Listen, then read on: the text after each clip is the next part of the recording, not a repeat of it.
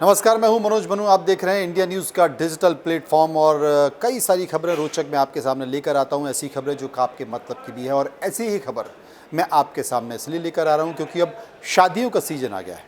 और जब शादियों का सीज़न आ गया है तो बैंड बाजा और बारात सब कुछ दिखाई देगा। हर घर में इस वक्त एक खुशी है उस घर में जहाँ पर शादियाँ हो रही हैं।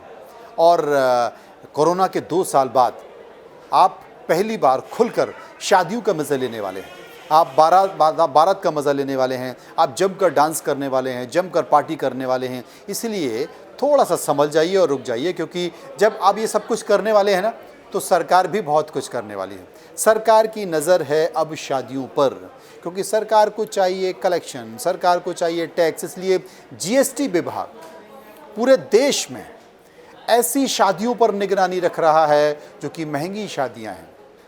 अब तक क्या होता है, शादियां हुई, आपने मैरिज गार्डन कर लिया, आपने किया 10 लाख रुपए में, दे दिया आपने 3 लाख रुपए। आपने बड़ा सा एक बैंड कर लिया, आपने उसको आधा पैसा कैश में दे दिया, आधा पैसा चेक में दे दिया। आपने एक हलवाई किया, आपके यहाँ कितने लोग आए, 5000 लोग खाना खाने आए, आपने दिखाया कि हमने साहब केवल 1000 लोगों को ही खाना खिलाया। जनाब, थोड़ा संभल कर रहिए। पूरी मॉनिटरिंग की जा रही है इनकम टैक्स और जीएसटी डिपार्टमेंट की। और जीएसटी का जो स्लैब है बैंड बाजा बारात का, यानी कि आपकी शादी का, आपकी मतलब किसी की भी शादी का, वो 12 से 18% के दायरे में आ रहा है। जी हाँ, यानी कि खाना 18%, खाने की प्लेट 18%, यानी कि आप मैरिज गार्डन कर रहे हैं वो 18%, बहुत सारी चीज़ें 18% में आ रही, चाय कॉफ़ी ये सब तो 12% में आएगा, लेकिन शामियाना 18%।